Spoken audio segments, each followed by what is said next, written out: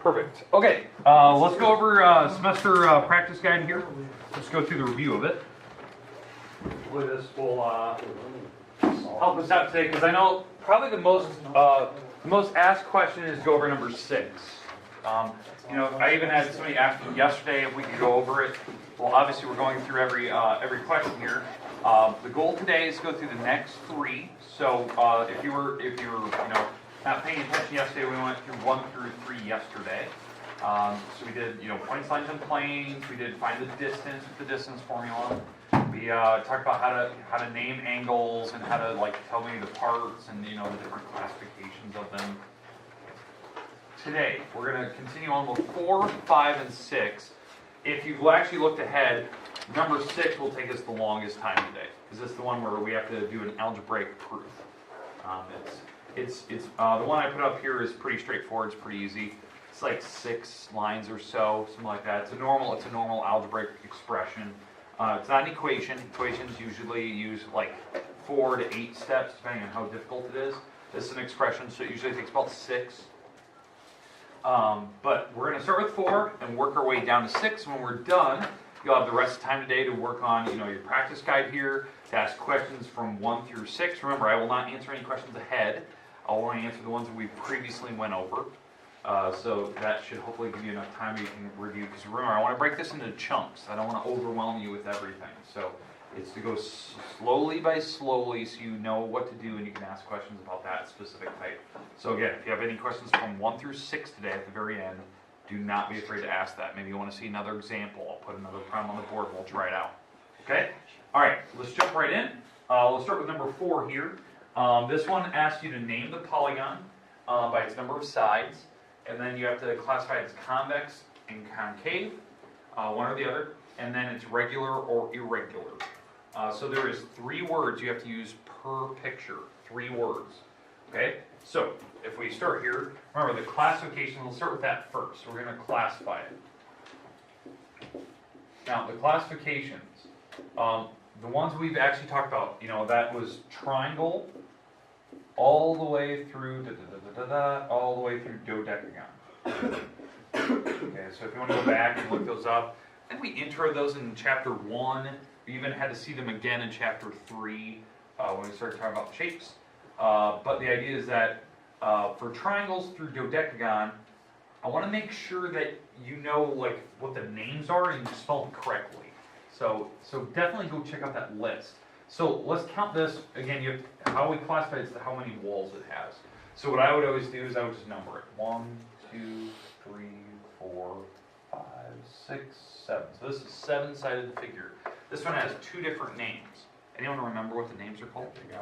Say it again? Heptagon. Heptagon, yeah. So this is a heptagon. And then concave. Okay, good. It's a heptagon. It is concave. The reason why it does have a dent right there, it has caved inwards. And the thing is, if it's concave, It's irregular. yeah, it's automatically irregular. Automatically. If it's concave, it's automatically irregular. It cannot be a regular figure. The reason why regular means all the walls and all the angles are the same. There's no way to have all the angles the same on the inside if it's concave. One of the angles is going to be way too big.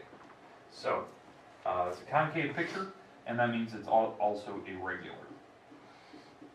Okay? Remember, the word regular itself, this one, okay, that means that the walls and all the angles are marked. They have to have all the markers, every single one. Now, this one had all the walls marked, but not the angles. In fact, the angles are not the same. You can see, these angles are definitely not the same per corner. That angle's huge.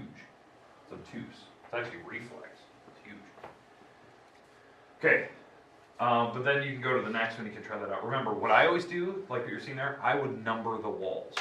I'm not joking, I do that. I number the walls to make sure I'm counting it correctly. Especially when they get smaller and smaller. Okay, do we feel comfortable with how number 4 is going to work? Now obviously you're going to try one out by yourselves, try that one over there, see if you can do it. If you want me to check it later, I will, but I want you to at least try one by yourself, see if you can handle it. You can check with your neighbors here in a little bit. But maybe take a minute or so, figure out that one. Remember, there's 3 things. So tell me the classification. Is it concave or convex? and then is it regular or irregular? You have to have 3 words per picture. I can guarantee you right now, number 4, I'm going to have 2 pictures sitting there. So you're going to have 2 problems. You still have one.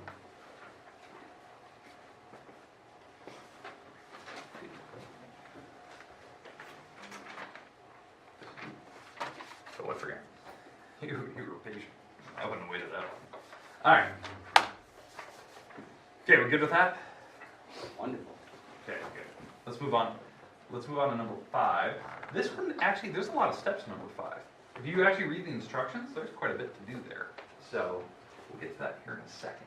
But any questions of how I did that now? Okay, good. Know your vocab words, spell them right if you can. And again, go back, I think we talked about this one in chapter 1. It was like the 6th section or something like that. And then we talked about it again in chapter 3 because we went back to parallel and stuff and introduced the shapes. So.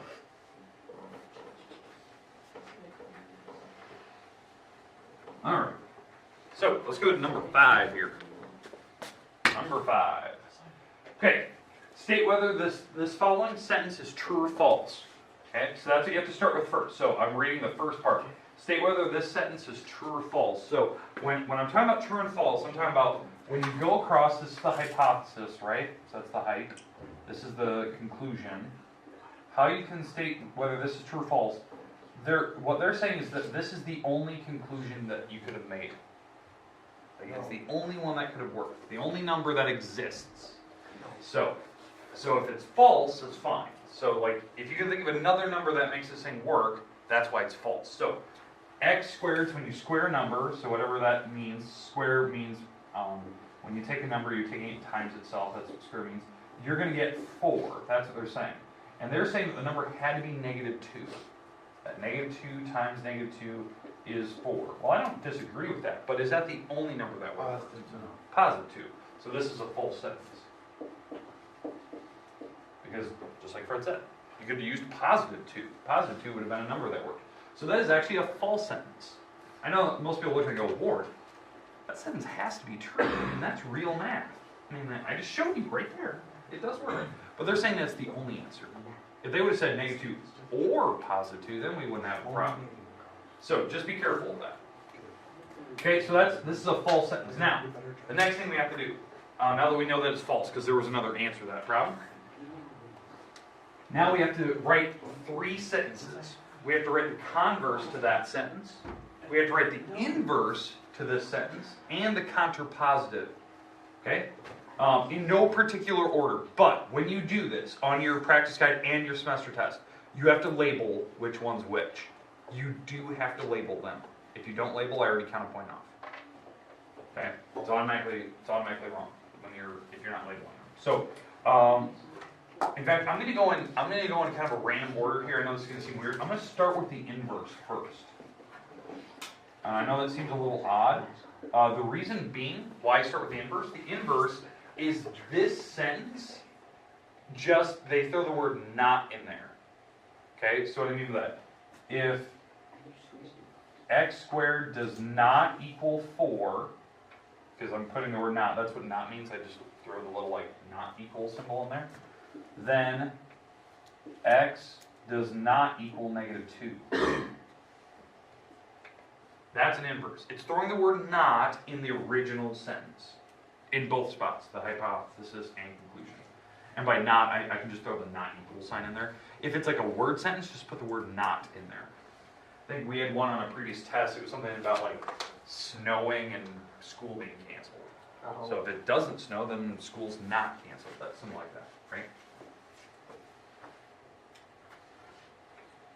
Okay, we're good with the inverse.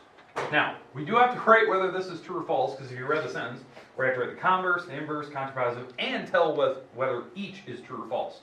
So, if x squared does not equal 4, so like whatever number you're squaring doesn't equal 4, then that means x could not be a -2. That's true. This is actually a true sentence. So, if you're not making 4, so if you're, whatever number you squared doesn't make 4, there's no way that number could have been -2. So whatever number you squared does not make 4, then x was definitely not -2, because -2 would have made 4. So that's a true sentence. I know that seems a little weird. That is true. Could not be -2. All right. So let's get going. Let's do the converse next. Okay, the converse to this sentence. It's taking this sentence and then just switching it. The original sentence, but switching the conclusion and hypothesis. You're going to leave the if, then where they sit. So if, then. We're going to leave those words where they sit. Only the parts that switch are these two. So if x equals a -2, then x squared equals 4. So this is the part that we're starting with, right? So we're starting with, if my number is a -2, and I were to square both sides, that's what they're saying here, right? I square this side and I square this side, because that's correct mathematics. If I square both sides, will it make this? Is that true? So if I square this side over here, and I square this side, because it's the property of math, it's the property of equality, will I get this? Is it true or false? Do you square both sides? True. X squared, you square the -2 side, will it make that thing? Yes. Yes, that is true. That is true mathematics. Still pleasure woman. Okay, makes sense? You square both sides, it will make the x squared equals 4. Okay. It's property of equality, so it had to be true. Alright, next. Now the contrapositive. The contrapositive is taking this sentence now, this one, and putting the word not in there. So now we're in the contrapositive. Only on the upside. So, no, it's going to do both, this and the conclusion. So you got to do it to the hypothesis and conclusion of this converse sentence. So, if x does not equal -2, then x squared cannot equal 4. So, throwing the word not in the converse sentence.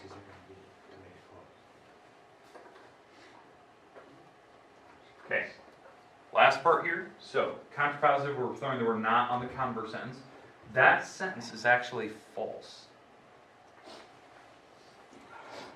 I know it seems a little weird.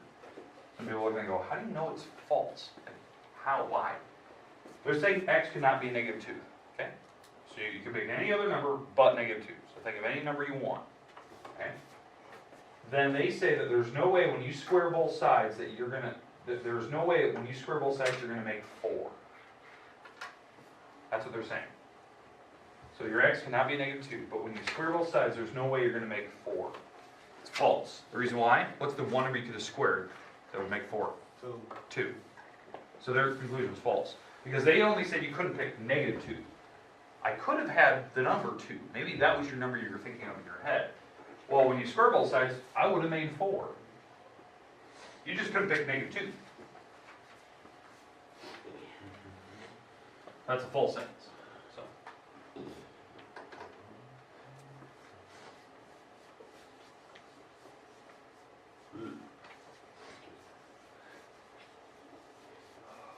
Okay. Questions, comments about the 3 sentences and how you're supposed to label them.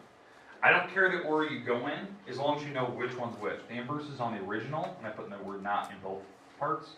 The converse is switching the sentence around, and then the contrapositive is taking this sentence and putting the word not in it. I always remember these two go together. Converse, contrapositive. That's just how I remember it. Yeah, it'll be something like that. I might just make it a word sentence, something super easy that you don't really have to like spend a lot of mental thought on. Just something where you can tell me if it's true or false. But it's got to be something that's obvious, that you don't have to spend like a ton of time thinking about. Okay, questions about number 5. Okay, that's worth quite a few points. Just thinking about that out loud. That's 1, 2, 3, 4, 5, 6, 7. 7 points. It's a lot. And I'll take 1 point automatically away if you don't label them. So there's 1 out of your 7. Didn't matter if you had the sentences right. You gotta label them because I gotta know which one's which. Okay, we good? Perfect. Let's move on. Number 6. We're going to spend the most time on number 6 today.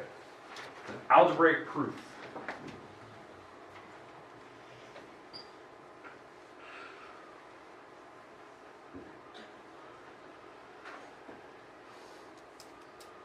Algebraic proof. We're going to simplify this thing down. It's not an equation. So, before you even start, you are not going to get down to like x equals 2. That's not going to happen, right? There's no equal sign. So you're not going to like solve for x. We're just going to simplify it until we can't go any further. You know, I'm expecting an answer to look something like this, and I'm making this up. Now this is what I'm expecting to see, something like that. Like where there's x's, there's numbers, and I really can't go any further. So, because, I mean, as you can see, there is x up here, and there is numbers, so I'm not expecting it to go too far. Again, that is not the answer, I just made that up. But I know there's going to be somebody that's going to be like, oh, x equals 4. Like, I don't even know how you solve it. There's no equal sign. So, okay, but we're going to start this. This problem should take about 6 steps. That's usually what these take. We have to distribute. You have to distribute correctly. That takes 3 lines. And then we have to combine like terms. That usually takes 3 lines. So it's 6 lines total. Okay, and I would expect a problem very similar to this on the test. I got the first one down. All right, so let's jump into it.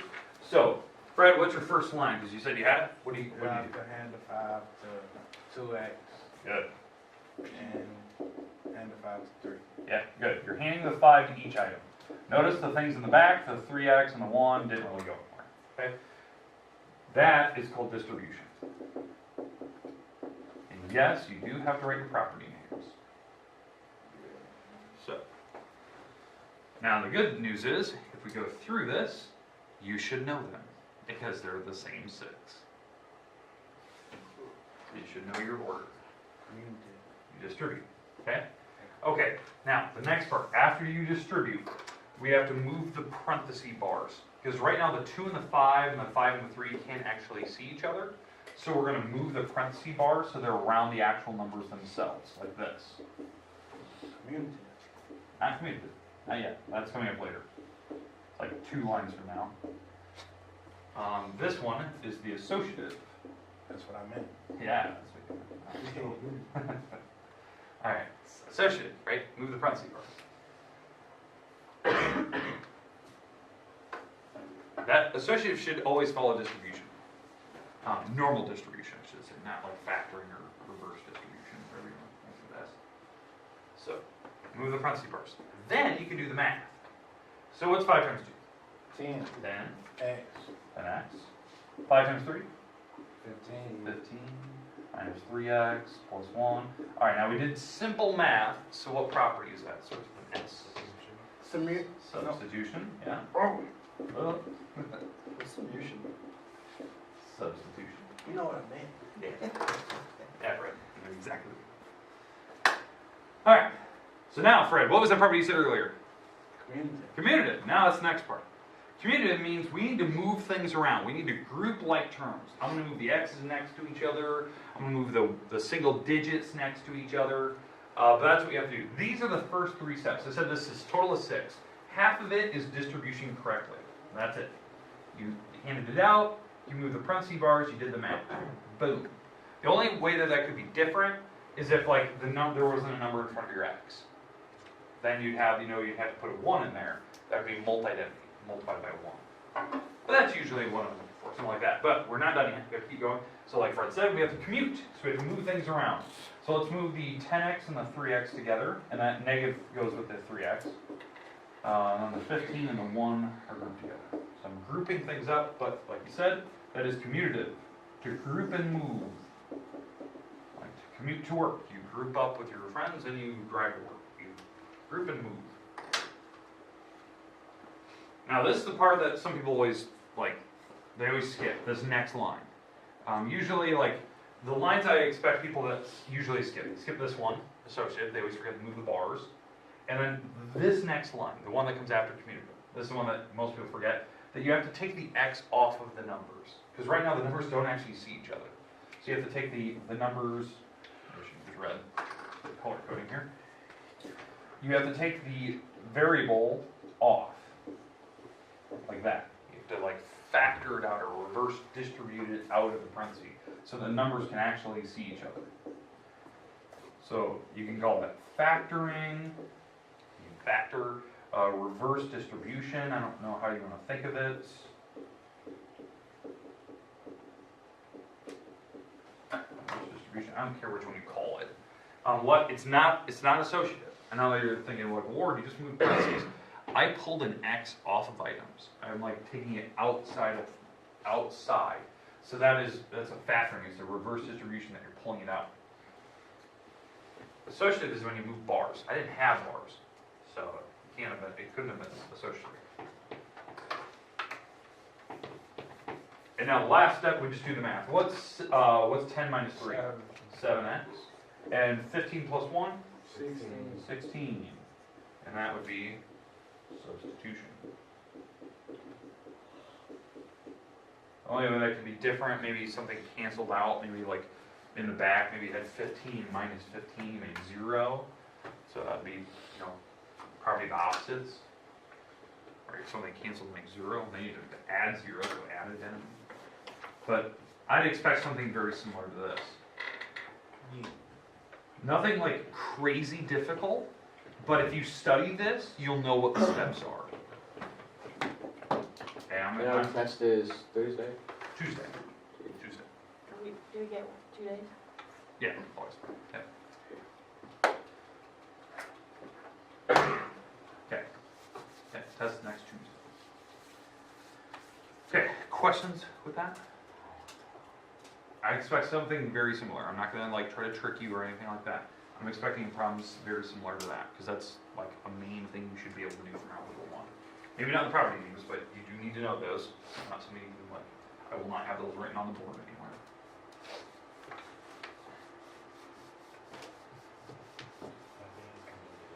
Okay, good? Okay. I know they are.